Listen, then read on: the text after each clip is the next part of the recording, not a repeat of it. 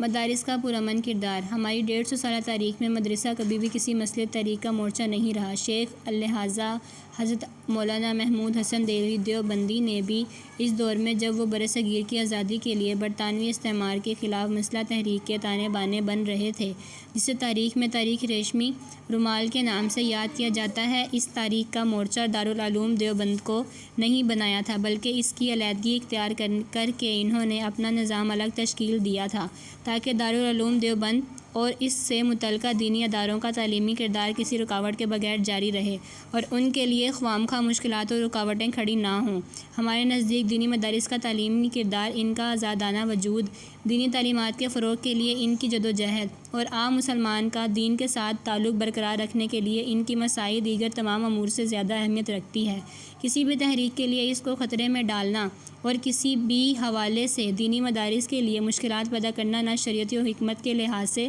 درست ہے اور نہ ہی ہمارے اکابر و اسلاف، بالخصوص شیخ حضرت مولانا محمود حسن دیوبندی، شیخ الاسلام حضرت مولانا سید حسین احمد مدنی اور ان کے